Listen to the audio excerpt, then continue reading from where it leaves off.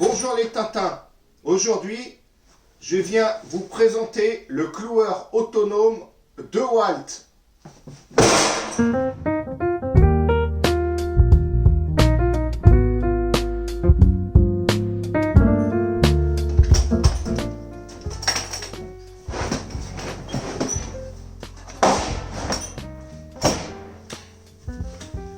Donc voilà, on a un cloueur qui est assez compact. Il est fait pour passer entre deux fermettes. Il fonctionne avec des batteries de 5 ampères, 18 volts. Il faut savoir qu'une batterie, en moyenne, elle va vous faire un petit peu moins qu'une demi-journée. Donc c'est un petit peu juste comme capacité. Mais moi j'ai une petite disqueuse DeWalt à batterie X-Flex Volt, 6 ampères, 54 volts. Donc ça tient facilement la journée. Donc il n'y a pas de problème d'autonomie. Vous avez le petit chargeur. C'est pas un chargeur rapide. Et puis il y a une petite bague qui vient se mettre comme ça pour faire du bardage, pour pas marquer le bois avec les picots. Voilà.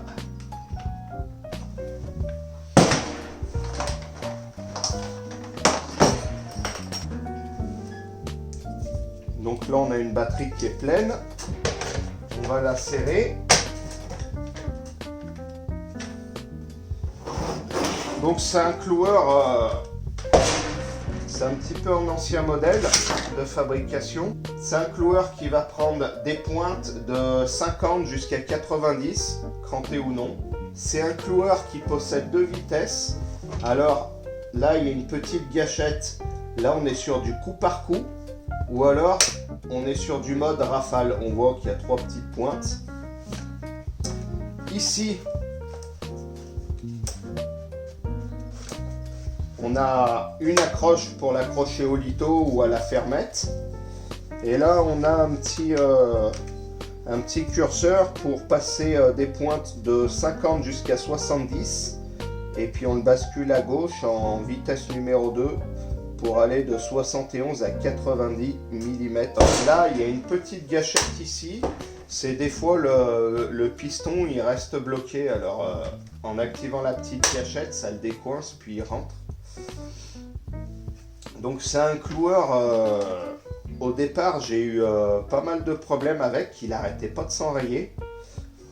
J'ai pu me le faire réparer par DeWalt et depuis il fonctionne plutôt bien. Alors on va l'essayer. J'ai amené des pointes de 70 et des pointes de 90.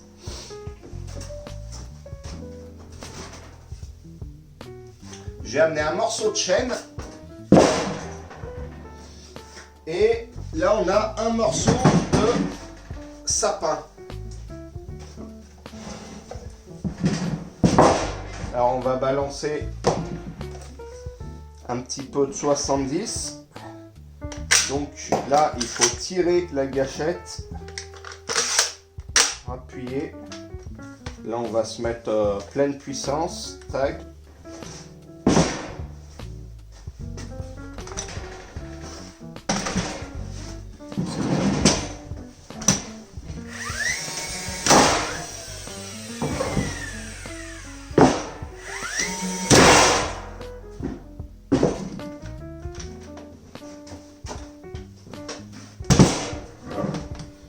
Donc là on est sur du sapin. On voit que la pointe de 70, la tête est bien rentrée. Là on est sur du chêne. On voit que la pointe elle est pas du tout rentrée. Et en plus, on a un cloueur qui fonctionne plus. Alors regardez. Vous avez entendu, il y a le culbuteur qui est rentré dedans.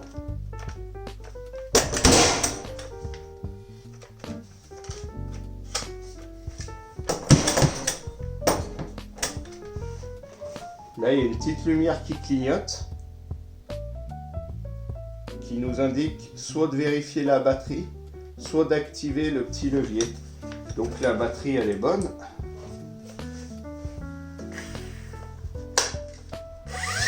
Voilà, il repart.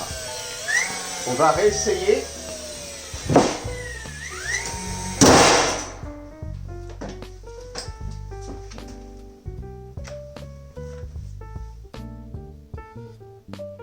Ça l'a rebloqué.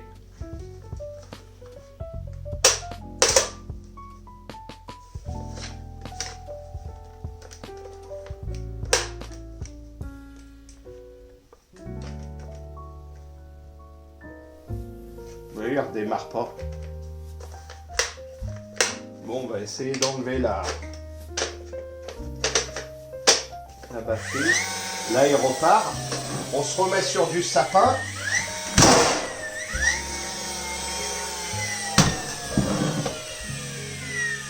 Donc 70 mm dans du sapin, on voit qu'il n'y a pas de problème. Le cloueur repart. Dès que c'est un peu dur, qu'on est sur du chêne, on voit que les pointes s'enfoncent pas et ça fait un petit peu dérailler le cloueur. On va essayer la pointe de 90 crantée. Dans du sapin.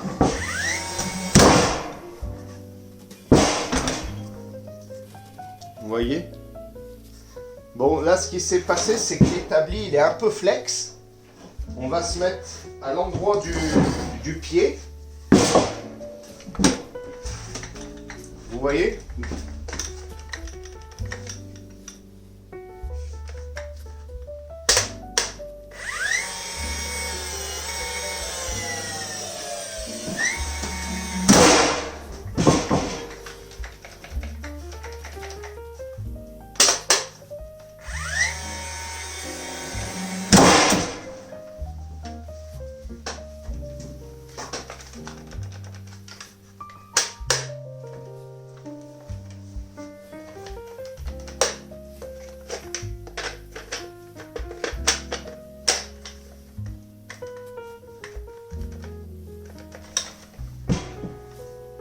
Ok. Alors là, ce qui se passe, on a le piston qui est resté bloqué. Alors, comme c'est un cloueur qui s'enraye beaucoup, ce qu'il y a de bien avec DeWalt, c'est qu'ils ont tout prévu. On a une petite clé à laine de réparation qui est disponible sur le côté. Alors, on vire les pointes. On desserre les deux petits écrous qu'il y a sur le haut. Et écoutez bien ce qui va se passer.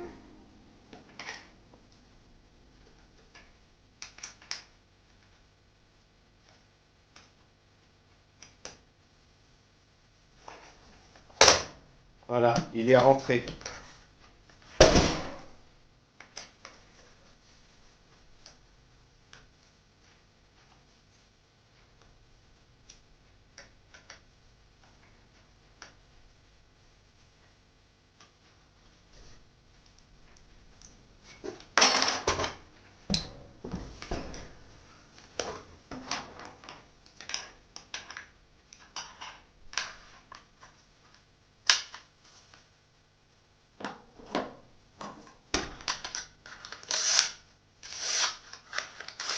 On va remettre des 70.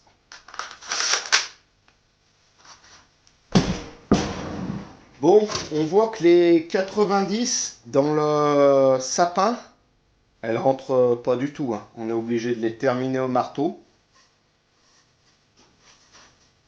Juste pour rigoler, on va se tenter une 90 dans du chêne.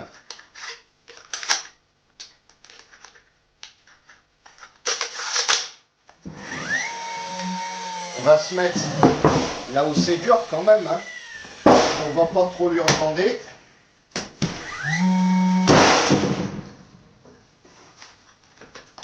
Cloueur en panne.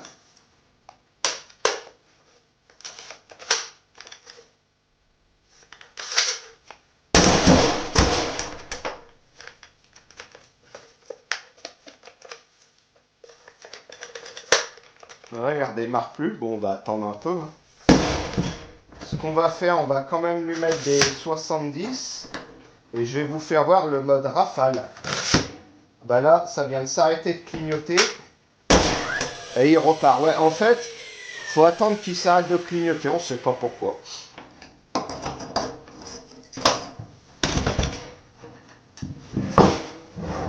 Alors, je vais vous faire voir le mode rafale. Donc, il suffit de garder le doigt appuyé et puis de venir presser la sécurité. Alors, si on presse la sécurité, ça active le moteur. On peut activer le moteur en appuyant sur la gâchette aussi.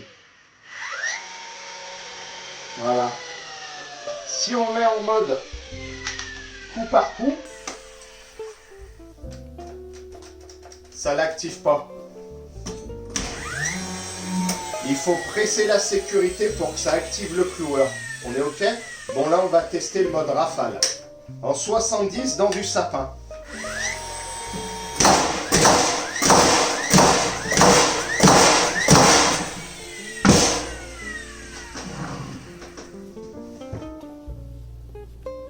Bon, on voit que quand même, c'est un cloueur qui n'est pas de super qualité, mais qui fonctionne quand même bien sur de la pointe de 70 dans du sapin. Moi, ce que j'en pense de ce cloueur, c'est que moi, malgré tout, il me convient pas mal parce qu'il fait ce que je lui demande de faire. C'est-à-dire que moi, je fais pas beaucoup de toiture complète. Donc, lorsqu'on est charpentier, qu'on fait du voligeage à l'année, du littelage à l'année sur des kilomètres carrés, ce qu'il nous faut, c'est clairement un compresseur, des kilomètres de boyaux, avec donc des cloueurs à air comprimé. Vous savez que les rouleaux à pointe, c'est beaucoup moins cher, c'est moins cher que les barrettes, comme ça. Après, quand on veut vraiment de l'autonome et qu'on est couvreur, je sais pas, je dis des bêtises, on va faire des toitures régulièrement, qu'on est en ville, qu'on n'a pas envie de traîner des kilomètres de boyaux, de les monter à 30 mètres de haut, tout ça, qu'on veut de la liberté. Les cloueurs à gaz, quand même, à l'année, c'est bien parce que les bouteilles de gaz, elles vont vous servir largement à écouler votre pack de pointe, si vous voulez. Or, moi, comme je fais beaucoup de zingueries, je fais essentiellement mes foncures avec ce cloueur. Et ce qui se passait, c'était que j'ouvrais une bouteille de gaz, je mettais mes pointes, j'envoyais de la pointe pendant une demi-heure, 1 heure. C'était terminé, je rangeais le cloueur pour une semaine, 15 jours.